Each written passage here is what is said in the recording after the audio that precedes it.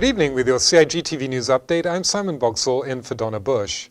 In today's big story, the National Housing Development Trust has broken ground on the new site in East End where 6 new affordable homes will be built.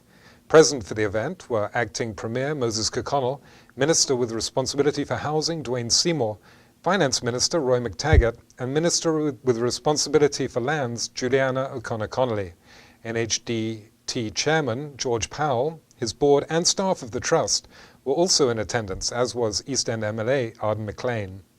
Speaking at the event, Housing Minister Dwayne Seymour acknowledged the Trust for striving to ensure that as many contractors as possible in each district are able to benefit from the NHDT projects within their communities. You all may not know, or some may know, the method in which the board selects the contractors. They try to get contractors from the areas that they're building in. So if they're building in Bordentown, they try to get as much Bordentown contractors as possible. They're building in the East End, they try to get as much East End contractors available. And I applaud that system. It actually works for the community.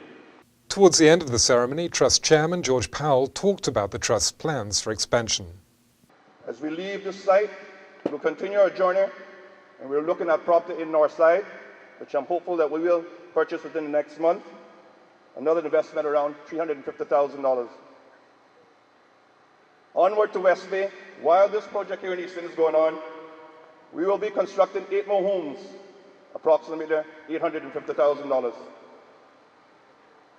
We have placed a deposit on property in Georgetown for $2.8 million to develop homes. Another $3 million for property development. In total, the Trust will be investing $7.6 million in homes for Caymanians in the future. NHDT General Manager Julio Ramos also made special mention of the contributions of East End MLA Arden McLean, who had worked to secure the site on which the new homes will sit during a past tenure in Cabinet. In procuring this land, I'm not sure if any merit or the exercise was taken to even thank him.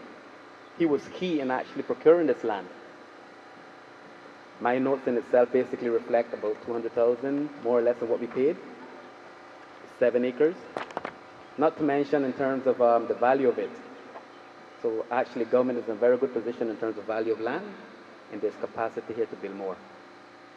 I'm quite sure there's not any more land that we can actually try to procure that would not satisfy the need at this time for East End. But even so, thank you for actually steering that. And because of that opportunity, we're here actually celebrating and basically giving opportunities for the housing. All speakers expressed delight at the NHDT's return to East End. A budget of $800,000 has been allocated from the project, which is expected to be complete within the next several months. The funds will come from revenues from previous sales of affordable homes. For more information, please contact the NHDT at 945-7649. That's 945-7649. As always, if you've missed today's news update, you can get all the details on our Facebook and YouTube pages. And of course, don't forget to tune in to Radio Cayman's For the Record and Talk Today shows, which are always packed full of exciting guests. I'm Simon Boxall. Good night. Thanks for watching.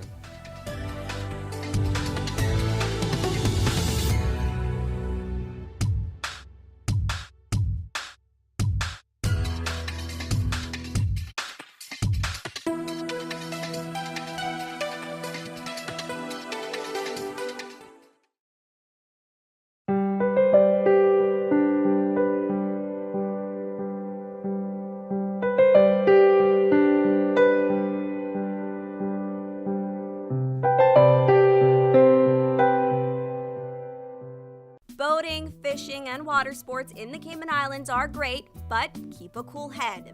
Here are 7 tips for fun and safe sea outings. Number 1. Use a checklist to plan your outing. Check the weather forecast, make a float plan, and share it with someone who is remaining on land, stating where you're going, with whom, and when you're expected to return. Visit your nearest marine supply store to get your safety gear. This includes signaling mirrors, whistles, and a flare kit.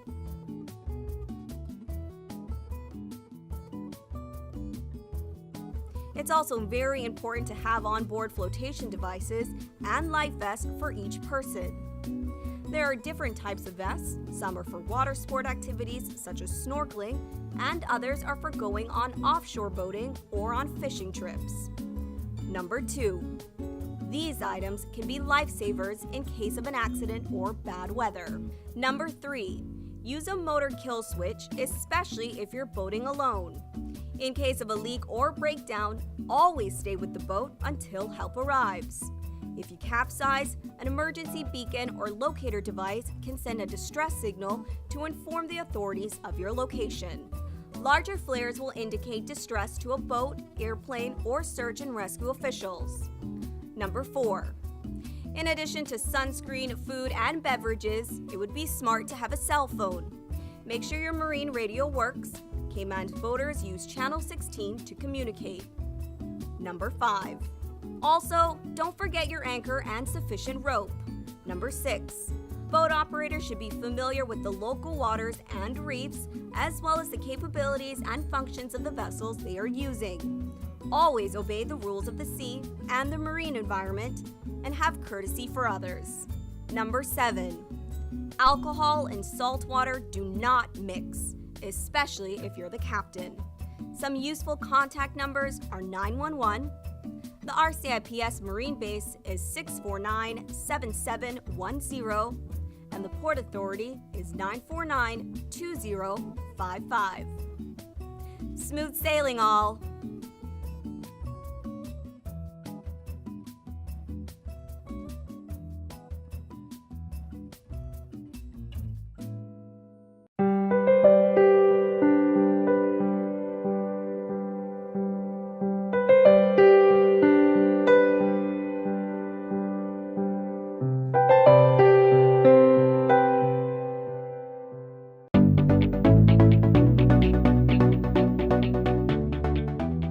I'm Jody Ann Fowry. I'm the Police Media Officer with the RCIPS, and I'm here to give you some crime prevention tips on how to best protect your property.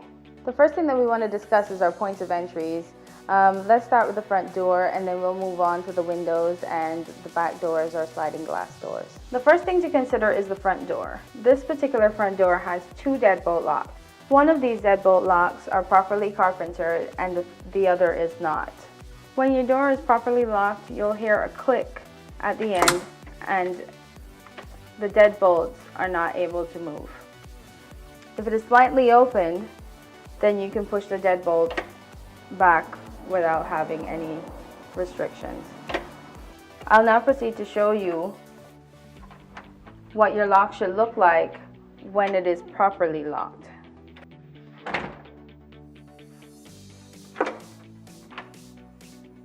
When it comes to your windows, you want to make sure that your window is locked all the way down, because even though the lock is on, if it's not all the way down, it can still be pried.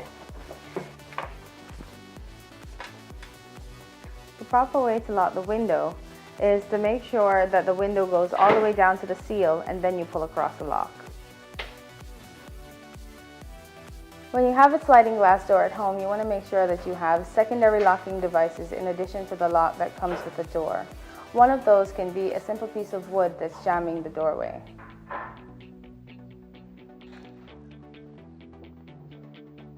We want to encourage you to ensure that you don't make things easy for burglars who are looking for opportunities to break into property by leaving your property out in plain view. Some of these items are your car keys, your electronics, and your handbags. Make sure that you put these properties away when you're leaving the house or when you're going to bed.